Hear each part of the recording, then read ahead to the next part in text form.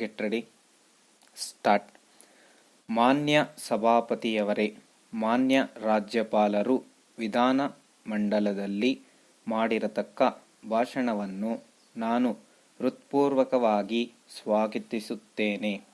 ರಾಜ್ಯ ಸರ್ಕಾರ ಕೈಗೊಳ್ಳಬಹುದಾದ ಕಾರ್ಯಕ್ರಮಗಳನ್ನು ರಾಜ್ಯಪಾಲರ ಭಾಷಣದ ಮೂಲಕ ಹೇಳಿಸತಕ್ಕದ್ದು ಒಂದು ಸಂಪ್ರದಾಯವೆಂದು ನಾನು ಭಾವಿಸುತ್ತೇನೆ. ಈ ಒಂದು ಸಂಪ್ರದಾಯ ಮೊದಲಿನಿಂದಲೂ ನಡೆದುಕೊಂಡು ಬರುತ್ತಿದೆ. ಈ ಭಾಷಣದಲ್ಲಿ ನಮ್ಮ ಸರ್ಕಾರದವರು ಕೈಗೊಳ್ಳತಕ್ಕಂಥ ಅನೇಕ ಯೋಜನೆಗಳು ಒಳಗೊಂಡಿರುತ್ತವೆ. ಈ ವರ್ಷ ಮಾನ್ಯ ರಾಜ್ಯಪಾಲರ ಭಾಷಣದಲ್ಲಿ ನಾನಾ ಬಗೆಯ ಉತ್ತಮ ಕಾರ್ಯಕ್ರಮಗಳು ಅಡಕವಾಗಿವೆ. ಆದುದರಿಂದ ನಾನು ರಾಜ್ಯಪಾಲರ ಭಾಷಣದ ಮೇಲೆ ನನ್ನ ಅಭಿಪ್ರಾಯವನ್ನು ವ್ಯಕ್ತಪಡಿಸುತ್ತೇನೆ. ಮಾನ್ಯ ರಾಜ್ಯಪಾಲರು ಅವರ ಭಾಷಣದಲ್ಲಿ ರಾಷ್ಟ್ರದ ಮುಂದೆ ನಮ್ಮ ಸಮಾಜವಾದದ ಗುರಿಯನ್ನು ಇಟ್ಟುಕೊಂಡು ನಮ್ಮ ಸರ್ಕಾರ ಏನು ಪ್ರಯತ್ನಗಳನ್ನು ಮಾಡುತ್ತಿದೆಯೆಂದು ಹೇಳಿದ್ದಾರೆ.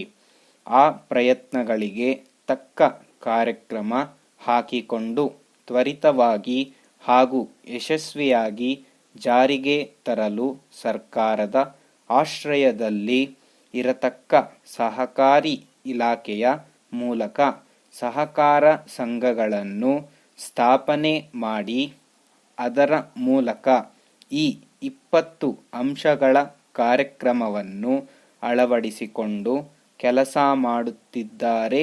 ಇದು ಸಂತೋಷದ ಸಂಗತಿ. ಮಾನ್ಯ ರಾಜ್ಯಪಾಲರು ತಮ್ಮ ಭಾಷಣದಲ್ಲಿ ಕೇಂದ್ರ ಮತ್ತು ರಾಜ್ಯಗಳ ನಡುವಿನ ಸಂಬಂಧದ ಬಗ್ಗೆ ಪ್ರಸ್ತಾಪಿಸಿದ್ದಾರೆ. ರಾಜ್ಯದ ಕೆಲಸ ಕಾರ್ಯಗಳ ಸುಗಮವಾಗಿ ನಡೆಯಬೇಕಾದರೆ ಕೇಂದ್ರದಲ್ಲಿ ಮತ್ತು ರಾಜ್ಯದಲ್ಲಿ ಒಂದೇ ಪಕ್ಷದ ಸರ್ಕಾರ ಅಧಿಕಾರದಲ್ಲಿ ಇರಬೇಕೆಂದು ಪ್ರಧಾನ ಮಂತ್ರಿಗಳು ಹೇಳಿದ್ದಾರೆ. ಇದು ಅರ್ಥಹೀನ ಮಾತು. ಕೇಂದ್ರ ಮತ್ತು ರಾಜ್ಯಗಳಲ್ಲಿ ಒಂದೇ ಸರ್ಕಾರ ಇದ್ದರೂ ಸಹ ಯಾವುದೇ ಅಭಿವೃದ್ಧಿ ಕೆಲಸ ಕಾರ್ಯಗಳು ಆಗದಿರುವುದನ್ನು ನಾವು ಕಾಣುತ್ತಿದ್ದೇವೆ. ಇದು ಒಂದು ಪಕ್ಷಕ್ಕೆ ಸರ್ವಾಧಿಕಾರ ಸ್ಥಾಪನೆ ಮಾಡಿಕೊಳ್ಳಲು ಅವಕಾಶ ಆಗುತ್ತದೆ. ಆದ ಕಾರಣ ಕೇಂದ್ರ ಮತ್ತು ರಾಜ್ಯ ಸರ್ಕಾರಗಳಲ್ಲಿ ಒಂದೇ ಪಕ್ಷದ ಸರ್ಕಾರ ಇರಬೇಕೆಂಬ ವಾದ ಆಧಾರವಿಲ್ಲದ್ದು ಎಂದು ಹೇಳುತ್ತೇನೆ. ಇನ್ನು ಕನ್ನಡವನ್ನು ಎಲ್ಲ ಮಟ್ಟಗಳಲ್ಲೂ ಆಡಳಿತ ಭಾಷೆಯನ್ನಾಗಿ ಮುಂದಿನ ನವೆಂಬರ್ ತಿಂಗಳಿಂದ ಜಾರಿಗೆ ತರಲಾಗುತ್ತದೆ ಎಂದು ರಾಜ್ಯಪಾಲರು ಹೇಳಿದ್ದಾರೆ. ಇದು ತುಂಬ ಸಂತೋಷದ ವಿಷಯ. ಸರ್ಕಾರ ಎಷ್ಟೇ ಕಾರ್ಯಕ್ರಮಗಳನ್ನು ಹಾಕಿಕೊಂಡರೂ ಅದನ್ನು ಜಾರಿಗೆ ತರುವವರು ಸರ್ಕಾರಿ ಅಧಿಕಾರಿಗಳು, ನೌಕರರು. ಕನ್ನಡವನ್ನು ಬಳಸಿದ ಅಧಿಕಾರಿಗಳಿಗೆ ಮತ್ತು ನೌಕರರಿಗೆ ಉತ್ತೇಜನ ನೀಡುವುದಕ್ಕೆ ಕ್ರಮ ಕೈಗೊಳ್ಳಬೇಕೆಂದು ಸಲಹೆ ಮಾಡುತ್ತೇನೆ. ಇನ್ನು ವಿದ್ಯಾಭ್ಯಾಸದ ವಿಚಾರವಾಗಿ ಸ್ವಲ್ಪ ಮಟ್ಟಿಗೆ ಪ್ರಸ್ತಾಪ ಮಾಡುತ್ತೇನೆ. ಪ್ರೈಮರಿ ವಿದ್ಯಾಭ್ಯಾಸ ನಮ್ಮ ದೇಶದಲ್ಲಿ ಬಹು ಪ್ರಾಮುಖ್ಯವಾದುದಾಗಿದೆ.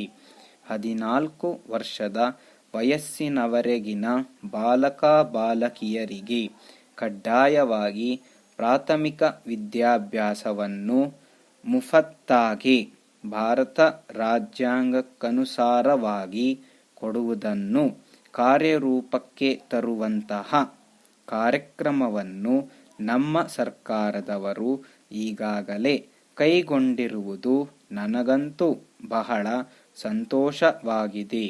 ಈ ವರ್ಷ ರಾಜ್ಯದಲ್ಲಿ 400 ಹೊಸ ಶಾಲೆಗಳನ್ನು ತೆರೆಯುವವರಾಗಿದ್ದಾರೆ. ಆದರೆ ವಿಶಾಲ ಮೈಸೂರಿನಲ್ಲಿ ಯಾವ ಭಾಗಕ್ಕೂ ಸಾಕಷ್ಟು ಶಾಲೆಗಳು ಇಲ್ಲವೆಂದು ನಿರ್ದಾಕ್ಷಿಣ್ಯವಾಗಿ ನಾನು ಹೇಳಬಲ್ಲೆ. ಬೆಂಗಳೂರು ದಿನೇ ದಿನೇ ಬದಲಾವಣೆ ಆಗುತ್ತಿರುವುದರಿಂದ ಶಾಲೆಗಳಲ್ಲಿ ಸಾಕಷ್ಟು ಸ್ಥಳಾವಕಾಶ ದೊರೆಯಲಿಲ್ಲವೆಂದು ಅನೇಕ ವಿದ್ಯಾರ್ಥಿನಿಯರು ನನ್ನಲ್ಲಿ ಎಷ್ಟೋ ದೂರುಗಳನ್ನು ತಂದಿದ್ದಾರೆ.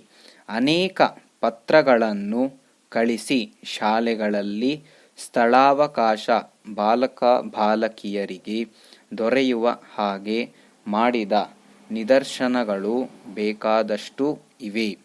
ವಿದ್ಯಾಭ್ಯಾಸದ ಸುಧಾರಣೆಯನ್ನು ಜಾರಿಗೆ ತಂದರೂ ಇನ್ನೂ ಶಾಲಾ ಮಕ್ಕಳಿಗೆ ಶಾಲೆಗಳಲ್ಲಿ ಪ್ರವೇಶ ಕೂಡ ದೊರಕುವುದು ಕಷ್ಟವಾಗಿದೆ. ಇದರಿಂದ ಅನೇಕ ಹುಡುಗ ಹುಡುಗಿಯರಿಗೆ ನಿರಾಶಾದಾಯಕವಾಗಿದೆ. ಇದರ ಬಗ್ಗೆ ಸರ್ಕಾರದವರು ಕೂಡಲೇ ಕಾರ್ಯಕ್ರಮ ತೆಗೆದುಕೊಂಡು ಪ್ರಾಥಮಿಕ ಮತ್ತು ಪ್ರೌಢ ಶಾಲೆಗಳಲ್ಲಿ ಎಲ್ಲ ವಿದ್ಯಾರ್ಥಿಗಳಿಗೂ ಪ್ರವೇಶ ದೊರಕುವಂತೆ ಮಾಡತಕ್ಕದ್ದು ಬಹಳ ಅಗತ್ಯ. ಇತ್ತೀಚೆಗೆ ನಮ್ಮ ದೇಶದಲ್ಲಿ ಅರಣ್ಯ ಸಂಪತ್ತು ಕಡಿಮೆಯಾಗುತ್ತಾ ಬರುತ್ತಿದೆ. ಅರಣ್ಯ ಸಂಪತ್ತು ಕಡಿಮೆಯಾಗುತ್ತಾ ಹೋದಂತೆ ಮಳೆ ಕಡಿಮೆಯಾಗುತ್ತಾ ಹೋಗುತ್ತದೆ. ಪರಿಣಾಮವಾಗಿ ಕೆರೆಗಳು ಬತ್ತಿ ಹೋಗುವುವು. ಹೀಗಾಗುವುದರಿಂದ ಜನರಿಗೆ ಬಹಳ ತೊಂದರೆಯಾಗುತ್ತಿದೆ. ಅರಣ್ಯ ಸಂಪತ್ತನ್ನು ವೃದ್ಧಿಗೊಳಿಸಲು ಸರ್ಕಾರವು ತೀವ್ರ ಗಮನ ಕೊಡಬೇಕೆಂದು ಹೇಳಿ ರಾಜ್ಯಪಾಲರನ್ನು ಹೃತ್ಪೂರ್ವಕವಾಗಿ ವಂದಿಸಿ ನನ್ನ ಮಾತುಗಳನ್ನು ಮುಗಿಸುತ್ತೇನೆ. ಸರ್ಕಾರದ ಕಾರ್ಯದರ್ಶಿಯವರು, ಸಂಸದೀಯ ವ್ಯವಹಾರಗಳು ಮತ್ತು ಶಾಸನ ರಚನೆ ಇಲಾಖೆ, ಕರ್ನಾಟಕ ಸರ್ಕಾರ, ವಿಧಾನಸೌಧ, ಬೆಂಗಳೂರು.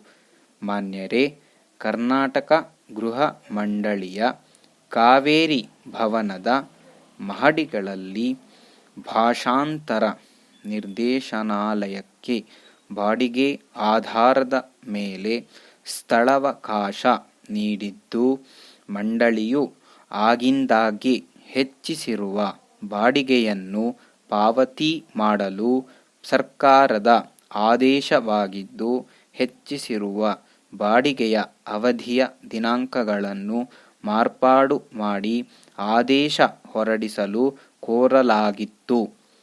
ಆ ರೀತಿಯ ನಿರ್ದೇಶನದಂತೆ ಲೋಕೋಪಯೋಗಿ ಇಲಾಖೆಯ ಅಧಿಕಾರಿಗಳನ್ನು ಹಲವಾರು ಬಾರಿ ಭೇಟಿ ಮಾಡಿ ಬಾಡಿಗೆಯ ದರದ ಬಗ್ಗೆ ಸರ್ಕಾರಕ್ಕೆ ವರದಿ ಮಾಡಲು ವಿನಂತಿಸಿಕೊಳ್ಳಲಾಗಿದೆ. ಅವರು ವರದಿ ಕಳುಹಿಸಿಕೊಡುವುದಾಗಿ ತಿಳಿಸುತ್ತಾ ಇರುತ್ತಾರೆ. ಇಲ್ಲಿಯವರೆವಿಗೂ ವರದಿಯನ್ನು ಕಳುಹಿಸಿರುವ ಬಗ್ಗೆ ಮಾಹಿತಿಯನ್ನು ನೀಡಿರುವುದಿಲ್ಲ. ಕರ್ನಾಟಕ ಗೃಹ ಮಂಡಳಿಗೆ ಸರ್ಕಾರದಿಂದ ಯಾವುದೇ ಅನುದಾನವನ್ನು ನೀಡುತ್ತಿಲ್ಲ. ಮಂಡಳಿಯಿಂದಲೇ ಆದಾಯವನ್ನು ವೃದ್ಧಿಸಿಕೊಂಡು ಮಂಡಳಿಯ ಚಟುವಟಿಕೆಗಳನ್ನು ನಡೆಸಬೇಕಾಗಿದೆ. ಮಂಡಳಿಯು ಪ್ರಸ್ತುತ ಆರ್ಥಿಕ ಮುಗ್ಗಟ್ಟನ್ನು ಎದುರಿಸುತ್ತಿದ್ದು, ಮಂಡಳಿಯ ಆಡಳಿತ ಮೊತ್ತ ಭರಿಸುವುದು ಮತ್ತು ಅಧಿಕ ಆಸ್ತಿ ತೆರಿಗೆ, ವರಮಾನ ತೆರಿಗೆ ಪಾವತಿಸುವುದು ಹಾಗೂ ಹಣಕಾಸು ಸಂಸ್ಥೆಗಳಿಗೆ ಸಾಲ ಮರುಪಾವತಿ ಮಾಡುವುದು ಕಷ್ಟದಾಯಕವಾಗಿರುತ್ತದೆ. ಸದರಿ ಇಲಾಖೆಯ ಬಾಡಿಗೆ ಬಾಕಿ ಇರುವುದರಿಂದ ಕಡಿಮೆ ದರಗಳಿಗೆ ಬಾಡಿಗೆ ದರಗಳನ್ನು ತಿದ್ದುಪಡಿ ಮಾಡಿ ಆದೇಶ ಹೊರಡಿಸಲು ಮೇಲ್ಕಂಡ ಅಂಶಗಳನ್ನು ಗಮನಿಸಿ ಸರ್ಕಾರದ ಆದೇಶವನ್ನು ನೀಡಿ ಸಂಬಂಧಪಟ್ಟ ಇಲಾಖೆಯವರಿಗೆ ಪೂರ್ತಿ ಬಾಡಿಗೆ ಬಾಕಿ ಪಾವತಿ ಮಾಡಲು ನಿರ್ದೇಶನ ನೀಡಲು ಮತ್ತೊಮ್ಮೆ ಕೋರಲಾಗಿದೆ. ಇದು ಅತಿ ಜರೂರು ಪರಿಗಣಿಸಬೇಕಾಗಿ ಕೋರಲಾಗಿದೆ. ತಮ್ಮ ವಿಶ್ವಾಸಿ ಗೃಹ ಆಯುಕ್ತರು, ಕರ್ನಾಟಕ ಗೃಹ ಮಂಡಳಿ, ಬೆಂಗಳೂರು.